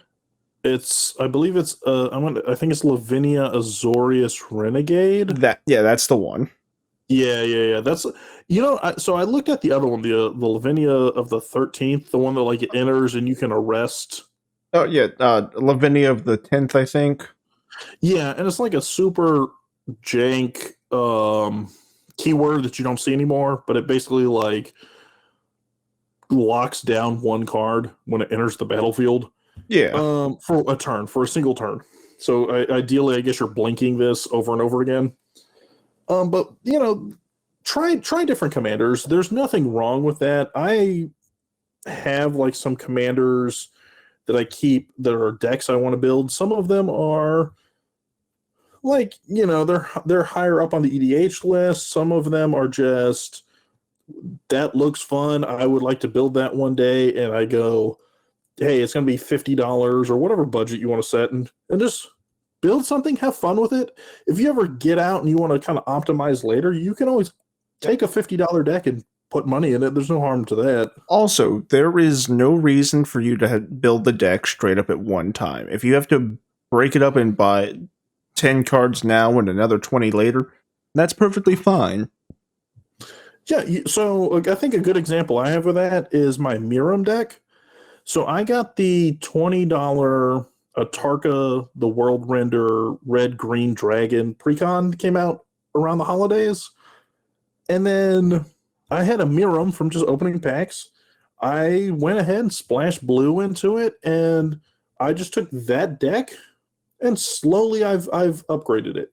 I didn't go out and buy that deck all at once, but I slowly went, okay, I'm going to put $10 into it, or I'm going to put, I was going through my collection and I found I've got, Planner Incision or all these blue like copy or bounce spells that I want to put in there. Okay, I'm going to put that in, and I'm going to take out one card from the precon, and slowly it'll morph into hopefully something, better than what it is.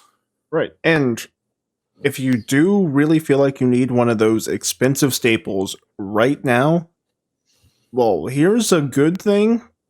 So if you're buying on TCG Player or Card Kingdom, they have this feature where you can pay through PayPal, and if you get approved for it, you can break it down into smaller payments. Like, just as an example, Ancient Tomb, it's a $80 card right now.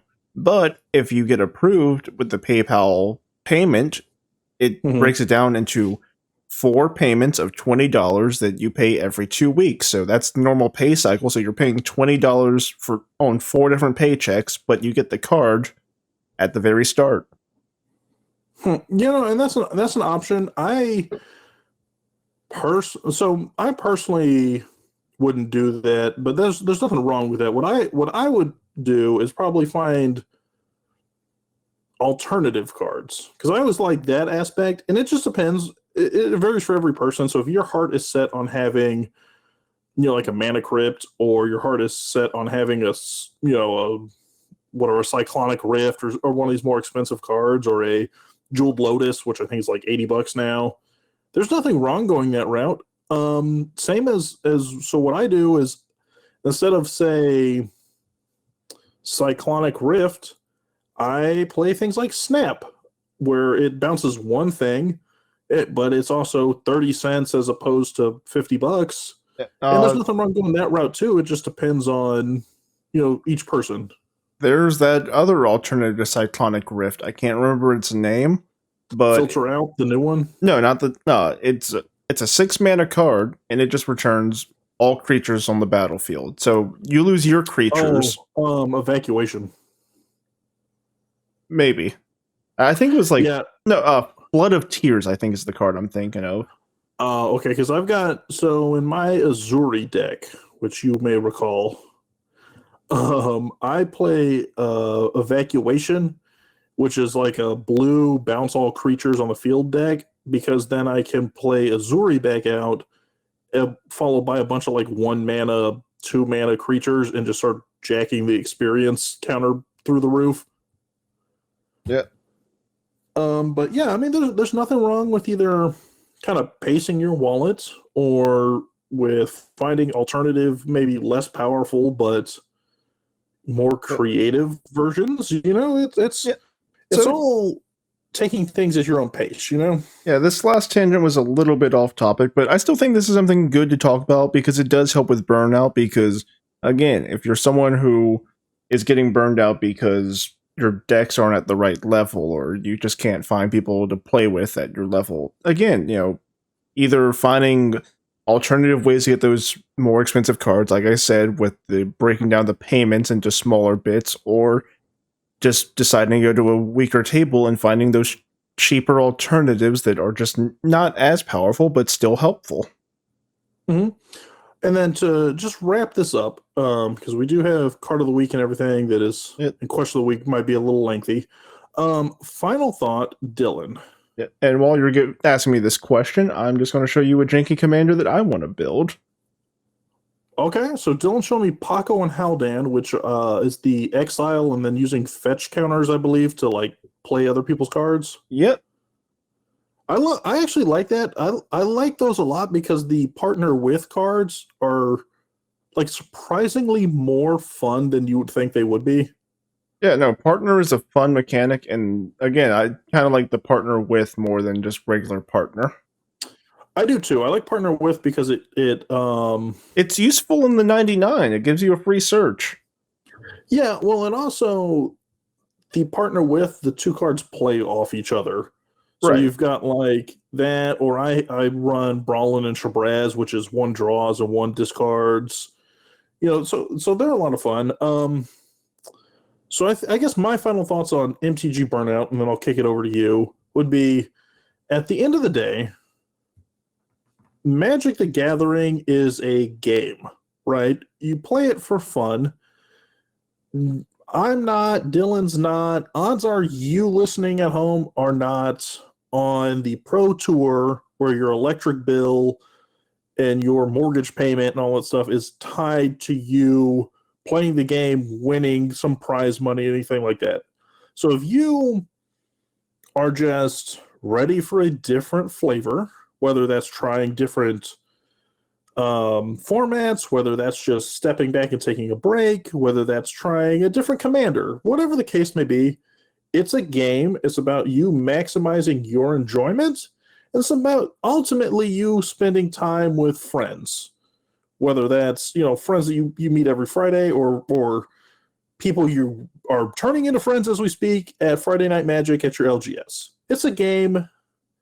Find the best way to optimize having fun. If you're getting burnt out by it by any means, I would highly recommend you taking a breather and reevaluating, because if you're not having fun, then this game is failing you in some way that you need to kind of reassess and then see if this is something you want to keep going with.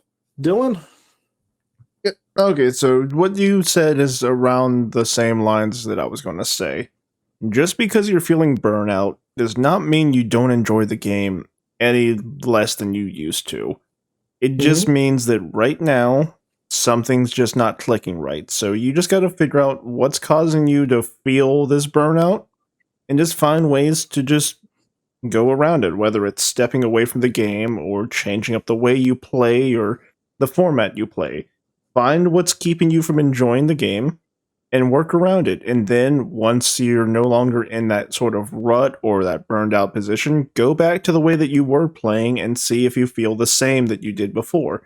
And maybe it is that you're just falling out of love with the game, and that's perfectly fine. But you never know. You might get re-energized in the game at some point. So just keep your eyes out on what's going on in the community. Like I still keep up with Yu-Gi-Oh a little bit. I'm probably never going to play Yu-Gi-Oh again, except for maybe like the video games. But I still kind of keep up with it because it's like, I do still love Yu-Gi-Oh. I just don't love playing it. Yeah, 100%. So with that, take a breather. I will say, if you do have any need to reach out, anything like that, this topic's still bothering you. Speaking for myself, I mean, DMs are open. The show podcast DMs are open as well. So, never hesitate to reach out, and one of us will definitely, respond. So don't feel like you don't have anybody to talk to or that the game's overwhelming you in some way. We're both here for you. Yeah, hit us up. Let us know your magic story. Let us know what's wrong. And if you just need someone to talk to or if you want advice, hit us up. Yeah, or, I mean, heck, if you want to pick up a game, I mean, we're always willing to do that as well. But moving on to question of the week. So this is a bit of we're going to go from one heavy topic to another heavy topic. So we weren't going to talk about Lord of the Rings, but I feel like this needs to be addressed. We may have already addressed this on the Twitter, but we can never say too much about this. Right. So, and it was asked. So I'm going to read the question, and we'll take it from there. Okay. So this comes from Jeremy S. So first off, thank you, Jeremy. This is a good question. I think really kind of puts his finger on the pulse for the community. Love you, Jeremy. Thanks for the support. Yeah, thanks for the support. If you guys have any question of the week or anything like that, you can always feel free to reach out to the podcast, reach out to the show, leave a comment, anything like that. We're always looking for good questions because we love talking about the game. Yeah, and But if you don't feel comfortable having your name read out, let us know anonymously. yeah, I mean, we never put it up here without getting permission, so you don't have to worry about that bit. But Jeremy asks, in the new Lord of the Rings teasers, this question was asked before, I should say, before spoilers. So this was asked a few days ago. But in the new Lord of the Rings teasers, Wizards of the Coast has decided to make the character of Aragorn slash Strider dark skinned. What are your thoughts on this change in the media, and is it okay for other parties to change what the creator would have wanted? Now, I'm going to say this, like Dylan said, we already said this kind of on Twitter, but I'm going to say this on behalf of both of us and the show. And Dylan, of course, can chime in as needed. We'll talk about this. However, regardless of how you feel as an individual about this topic and our opinions on it, it's not, and it never will be, okay to reach out to Wizards of the Coast employees, artists that may be involved with this choice, things like that, and leave hateful, disparaging comments. So unfortunately, we're kind of striding into a touchy topic here, it seems, for a lot of people. We're going to try and handle it as respectful as possible to both parties. Now, I think it'll show that we both agree with one particular side on this issue. And if you're on the other side of the issue, it's frankly, I don't agree with you. We'll talk about why we don't agree with you, but just know it is not okay to go out and attack people that were involved in this decision. Especially the artists, because a lot of them are just commissioned for the card art. They're not actually employees of Wizards of the Coast. They're not employed by Hasbro. They're just artists that they're contracted. They're contracted. They're given money and they're told, "Hey, we want you to draw this."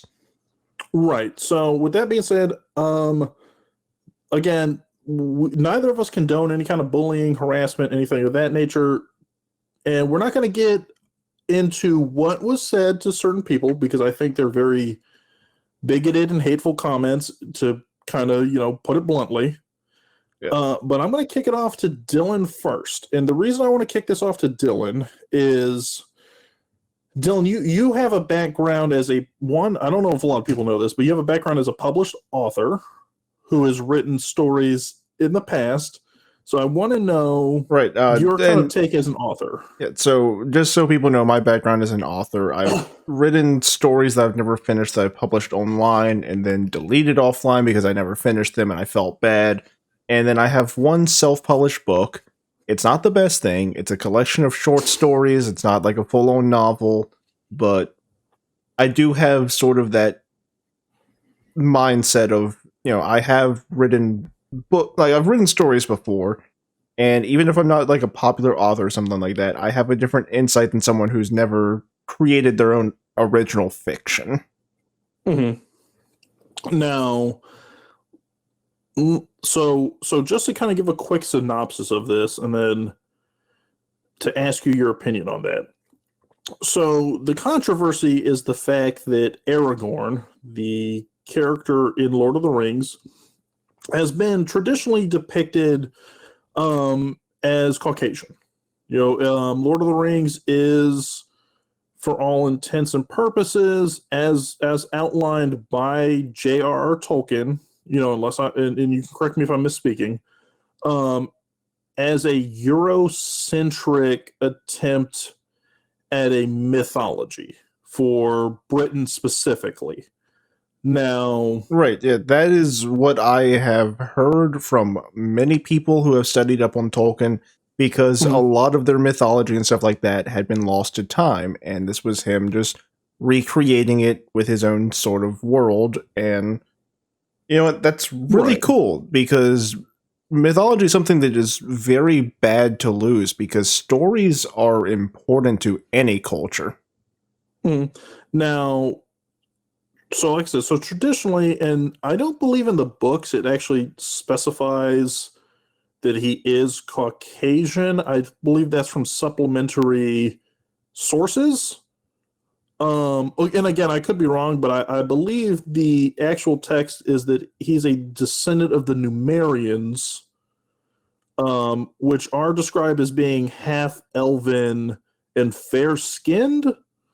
Right. And But while the good. books probably don't straight out say that the people of Middle Earth are Caucasian and White. something like that, but the way that they're written, it's supposed to be that it took place in the distant past. So Middle Earth is supposed to be ancient Europe and things like that. Correct, because we're supposed to be in the later ages, is the way it ties together. Now, I will say that walking around seems like the whitest thing you could do. So they're probably all white, to be honest with you.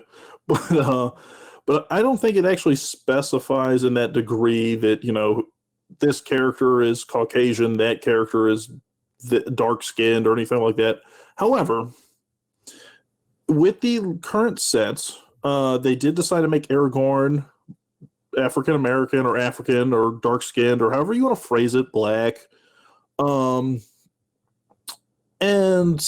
the first thing I want to say is that this was not, like you were stating, it's not a rogue author or artist. This isn't just somebody that they said, hey, go make Aragorn, and they're like, ho ho ho, I've been waiting for my moment to change their skin tone. This was a effort to promote diversity within the franchise that was approved not only by Wizards of the Coast but also by the Tolkien estate, who you would assume would have Tolkien's sort of like best interest in mind, or what his ultimate vision would have been.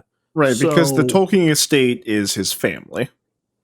Correct. So I believe at this point, I believe his son has passed away. So I'm probably going to assume it's like his grandchildren at this point. Though I do know his son did publish some books. Right. Yeah. Sets on his set. I believe his son was Christopher Tolkien. He has released books that are tied to the Lord of the Rings. I have a few books in my Tolkien collection that have his name on the cover instead of his father's. Right. So, for example, I remember the Silmarillion, which is a lot of the pre-lore of this, was compiled from his father's notes by Christopher Tolkien. So his family and his descendants have had a hand in crafting this world based on J.R. Tolkien's initial design and published works. My question to you, Dylan. So, as an author, let's say that you create a character, and I'm going to put a stipulation on it that is true. In my viewpoint, is true to Aragorn, right? Which is the story of this character is not intrinsically linked to their ethnicity. And by that I mean, if it's not a story about, let's say, fighting racial injustice or an escape from slavery in a certain time period or something that would lend to them necessarily having to be of a certain race or gender or sexual identity or anything like that. We just write a generic kind of fantasy story where the race and those kind of roles don't hinge on the character's actions. Would you be okay with somebody maybe changing your mind's eye of what that character would look like after the fact? All right, so this is just going to be sort of I'm not going to give any examples of my actual writing, but when I am writing, I usually do not describe the skin tone of my characters because I do want it to be one of those things where people can just imagine the characters as whatever ethnicity they wish for them to be. Sure, sort of like the hero of your own story. But let's just say that I did write a story, and the character was specifically mentioned to have, let's say that their skin tone was mentioned to be, olive skin, so they're tanned like Greeks, but they're not. Sure. They're not black. They're just tanned white people. But then someone went around and they wanted to adapt this story into another media. And they had plans where like, hey, we want to make the character darker skinned. As long as they contact either the person who created the original character, or if that person has passed away, someone who has legal ownership over that content now. As long as they get permission from whoever owns the character, I don't see why it would be any reason to complain. And I know that I never read the comic, but I know we had this same issue with the Invincible TV show where people didn't like that they made his girlfriend black when she was white in the comics. My complaint would be the fact that they made his girlfriend insufferable because she did not have a good personality in that show. So on that note, so if you let's say I decided to adapt one of your stories into a television show or something along those lines. Your stance is as long as I contacted somebody in the realm of ownership of the copyright, or if I can't get a hold of you, and let's say for whatever reason either the copyright has passed to a family member or something like that, and they sign off on it, it's fair game. I would say so because you're not just making the change to make the change. Like, sure, you might have decided to make the change for any arbitrary, any reason whatsoever. You might have wanted to change the skin tone of the character for diversity's sake, or you wanted to or let's say it was being adapted into like a live action medium. Maybe the best actor didn't fit the race of the character in the original work. As long as whoever owns the copyright signs off on it, I don't think it would be an issue, unless, like you said, it was something where the race was specific. Like if we were making a movie about how Chinese immigrants were, not treated very well back in the Wild West and were forced to work on the railroads under terrible conditions. And then we get a movie where, every worker's Chinese except for this one guy who's black. It's like, well, why is he the main character in this story about the Chinese immigrants suffering? So here's a good example of that, I think, for what you're referring to. So there's a movie, and I personally didn't watch it. I don't know if you have. Came out 5-ish, 10-ish years ago at this point, called Hawaii, that had Emma Stone in it. And Emma Stone, I'm assuming you know what she looks like, but she's a white girl with red hair. Yeah, I remember her from the Sam Raimi Spider-Man movies. Exactly. So in the movie Hawaii, she was supposed to be playing an Asian American immigrant, so to speak. Like, I believe her character was Asian American and Native Hawaiian. And obviously she got a lot of flack because the casting is not representative of the character. Now, I feel like in that case, that's justified that people would be upset about that, because the character's role, or part of the character's identity, was that she was Asian and Pacific Islander. Right, yeah, no, in that situation, I agree. Changing up the ethnicity of the character just feels like a very bad move. Now, I'm going to give you a different example, and this will be for a fictional character that has actually changed ethnicity in different portrayals. So in Batman, the character of Two-Face, if you look at the live-action movies, has changed from white to black a couple of times. So we've had Billy D. Williams in the 80s and 90s, who obviously is a well-known black actor, most notably for being Lando Calrissian in the Star Wars films. Then we've had him as Tommy Lee Jones with the horribly hammy purple rubber mask for half of it, a white actor the very next movie. We've had him as Aaron Eckhart, who's white in the Christopher Nolan versions. They had him as black in the Lego Batman, which of course, is not an actor, but was a homage to the fact that he was being voiced by Billy D. Williams. I mean, so within the comics, he's even changed ethnicities. Now, I think that's perfectly fine because those are casting choices for who's the best actor for a character, regardless of ethnicity or let's say like, I don't know, I guess you would say like truth to the character, so to speak, or what would be originally canon, because the character of Two-Face does not have to be any ethnicity to tell the story of Two-Face. Right. No, yeah. Two-Face is definitely one of those characters where his ethnicity doesn't really matter.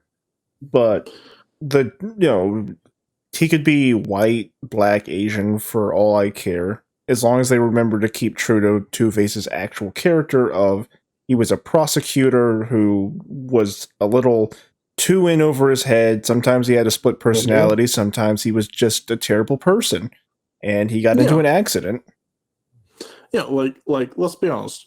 Regardless of ethnicity, they can flip a coin that is burnt on one half and not burnt on the other half and make irrational decisions. It's perfectly fine because these aren't defining factors to the character. So for me, I'm 100% on the side of Aragorn can be dark-skinned because to me, the defining characteristics of the Aragorn story are he's the heir to Isildur in that lineage, that he's sort of living in like a pseudo self-imposed exile. He helps lead this group on a journey, and then he assumes his rightful place on the throne of Gondor. Now, nowhere in that does it specify that he has to be of any particular ethnicity that would hinge that character's role. In no way, frankly, I mean, if he was gay or anything like that, other than the fact that, he clearly gets married to a female elf, I don't think that hinges on the role. I feel like this is perfectly acceptable, and I think that it's an admirable choice by the Tolkien estate and by Wizards of the Coast to try and inject some diversity in what is a pretty Anglo-Saxon cast of characters.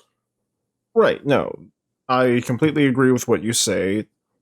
And, I've made this argument on Twitter earlier, so I'm just going to kind of reiterate it here in case people didn't see that. But if you don't like this depiction of Aragorn, for one, a lot of people really like the Peter Jackson one, but the Peter Jackson Aragorn is not accurate to the books. It is canon. Aragorn cannot grow a beard. It is canon that he's kind of ugly. And you know what? Even if we wanted to go with like personality, in the books, Aragorn is all ready to become king again. But in the movies, he had that character arc where he didn't feel worthy and he had to build up that confidence to be like, yes, I can be a leader. That wasn't accurate, but people love that portrayal. This is just a new portrayal of the character. And if you don't like this particular portrayal, you still have the Peter Jackson movies. You've got the books. You've got the animated movies. If you don't like this particular portrayal, the portrayal you like is still out there. Yeah, and not to cut you off for a second, but you bring up the animated movies, by the way. In the animated movies, he's Native American in skin hue. He's definitely a darker skin hue. I personally have not seen the animated movies, or if I have seen them, I just don't remember seeing them. But again, this is a new portrayal of the character. It's not getting rid of any of the other portrayals that we've seen. It's not erasing the canon of Aragorn. It's not like with J.K. Rowling, where with the Cursed Child play, they got a black actress to play Hermione, and then J.K. Rowling was like, "Oh, Hermione was always black. It's not that situation." Well, and here's the thing, right? When you talk about Peter Jackson and those things, a lot of the arguments I'm hearing for why this is quote unquote wrong, which I don't believe it is. I don't think you believe it is either, but the people that are saying that this is wrong or not canon to the character, and they're using the Peter Jackson, Viggo Mortensen depiction. You are not basing this on canon to the character. You're basing it on casting choice. Right. So, in the same sense that, like, let's say you're a fan of James Bond, right?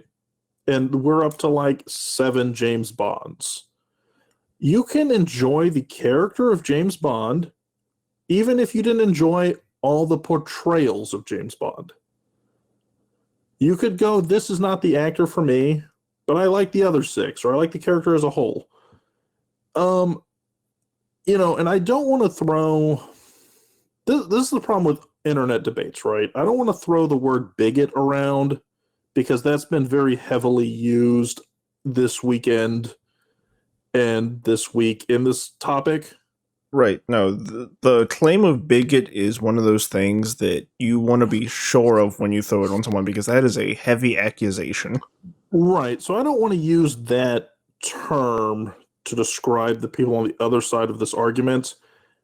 However, and I will say it like this. However, the subsequent remarks that are being used towards the artist, which, by the way, is not an artist, because there's numerous depictions of Aragorn within this set of cards. So there's a number of artists in a concerted sort of direction with this artwork. But the remarks being used towards these artists, the remarks being used towards the direction and things, some of them are, I feel, very charged and bigoted remarks. Now, if that's a reflection of the person making them or not, as a whole, that is a different debate. But it's sort of also like if the shoe fits in a certain way. So you can not be happy with the direction of this character for any number of reasons, and still refrain from making those remarks. Because at the same token, as we've seen throughout release or teaser day today, they've shown an Asian character as a hobbit. They've shown black hobbits. They've shown other ethnicities and other roles that have not gotten the like vitriol that Aragorn has gotten. I saw a few people complaining about Asian Legolas. I didn't see the Legolas stuff. I did see complaints about the Asian, or not complaints, but I did see a couple remarks regarding Asian hobbits. But again, you can be unhappy with a portrayal of a character in a number of ways, but targeting people because of it, and also if the crux of the issue is race and diversity, then I think you need to be looking more inward than outward in your argument. Definitely. And with this topic, this is the last thing I have to say on this. And Okay. again, I said this in my video on Twitter, and I just want to reiterate it here. The depictions that you enjoy, the ones that you want, they're still out there. And for some people, this might be their favorite depiction, because people do like to see their media heroes look like them or look like people they know. Just By the let way, people have this, please. Yeah, and I'll go one step further. The art is amazing. I don't care. I mean, as far as ethnicity, yeah, that's a discussion, but I think the art looks fantastic. You know what? Actually, I just remembered. I had one more thing I wanted to say about this, and I didn't tell you what it was, but I told you I wanted to mention something about this. But when I saw people complaining about Aragorn suddenly being black, one thing that came to my mind was, oh, I can finally relate to Aragorn, because let me tell you, so for generations, Like, it's listed on my birth certificate that my mom is Native American. On her birth certificate, she's listed as Native American. My grandma is listed as Native American. My great grandma is. But a few years ago, I took a DNA test. No Native American in the genealogy, but there was 14% African. And it's just like, that's cool. And you know what? I've had a friend who went through my family tree. They found my first freed slave ancestor, and it's just one of those things. It's like, you know, that's I can relate to Aragorn now because mine was about 8 years ago, but we were both suddenly black one day. it got sprung on you, huh? But yeah, I think that's all there really is to say about it. So take that for what it's worth. I think that this is a great portrayal. I 100% agree with the direction and the diversity choices they've made. I definitely do not condone any of the hateful comments. I mean, there's not a better word to say for it. They're hateful and disgusting comments that are being made. So we're going to move on from that, but I'm excited to see the character. I'm excited to see how the set does. Dylan, take us away. Card of the week. All right, so the card of the week this week is not a very exciting card, but it is a card that is very versatile, and we are talking about Cloud Key. So this is a 3-drop artifact, and as it enters the battlefield, you decide to name either artifacts, creatures, enchantments, sorceries, or instances. And then whatever you name, you pay 1 colorless less for them. This is a good utility artifact for the fact that it makes your stuff cheaper. It's not a mana rock, but it helps with mana ramp, and for some colors, like red and white, ramp is a little hard, so this is a great key to just throw into your deck. It's a great key. You were sitting on that one, weren't you? That was an accident, honestly. Yeah, no, definitely. I mean, mana reduction is a form of mana ramp. I like the card. I have it in a couple decks. It works. I think it's one of those cards where it's a very not splashy card. Like, it's not a sexy card, but it's a card that gets the job done and really helps your deck smooth out. Yeah, like, honestly, I forgot this card existed until I was just pulling cards out of my Shurikai deck trying to find a card of the week. Yeah, it's a good card. I think now you can use it in any, like, you can use it for any of those card types, but for me, I think it goes best with artifacts, and that's just because artifacts are typically more colorless mana. So you tend to see more of that reduction, and then you double it up with other like artifact reduction spells, and suddenly you're casting a bunch of free artifacts. Yeah, I wouldn't really see this much in a creature-focused deck, but either artifact-focused or possibly an enchantment deck, because a lot of the really good enchantments do usually tend to cost 2 to 3 colorless as well as their colors. Yeah, I think I agree with you, because I think in creature-heavy decks, you're going to see more Herald's Horn and Urza's Incubator if you're going for a tribal look. If you're doing instants and sorceries, I think you go for Primal Amulet, which is the same effect, but for instants and sorceries. So instead of doing it either or, you get 1 less for both. Goblin Electromancer. Yeah, Goblin Electromancer. And then it just depends on what colors you're in for other things. So you've got like Goblin and Narcomancer, which is if you're in a Gruul deck, it'll lessen your red and green spells by 1. But I think you're right. For enchantments and artifacts, this is probably what it's best used for. But yeah, great card. And I think that about wraps up the show, guys. So, quick announcement before we get on out of here. I will be at Command Fest Orlando. That is the 16th through the 18th of June. I'll be there primarily. I'll be there at the end of the 16th, but I'll be there primarily on the 17th for the Saturday. So if you guys want to stop by, say hi, get a game in. I would definitely. If you're a listener or viewer of the show and you're at Command Fest Orlando, I will make a very concerted effort to get a game in with you if you tell me you're a dragon of the ErCast.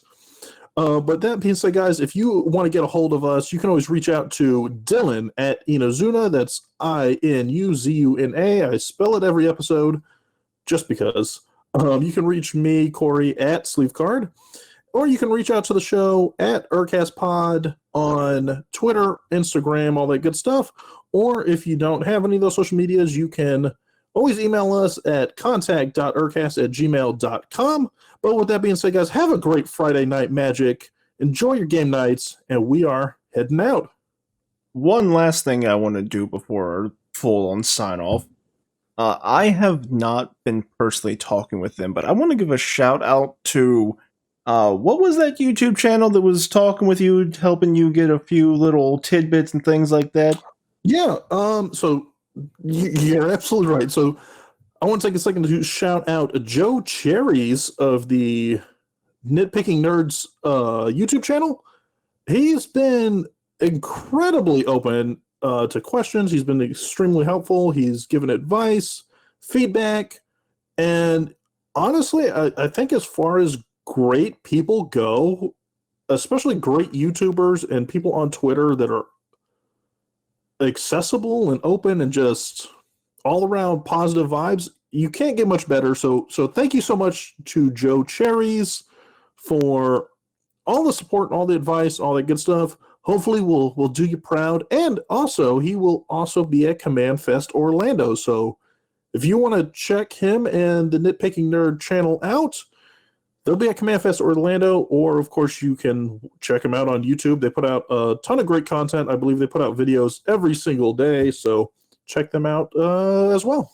Yep, and we've never personally talked, Joe, but thank you for giving advice to my partner. And if you ever want to reach out to me as well to talk to the other part of the UrCast, I'm always willing to talk. I can't guarantee that I'll get to you in a timely manner, but you know what? If you ever want to hit up both members, we can get into a chat together. Maybe we could have you as a guest one day, or maybe we could play a game with you one day. Yeah, so we'll see that. But once again, guys, have a great Friday night magic. Best of luck, and Godspeed. Catch you on the flip side. Peace out.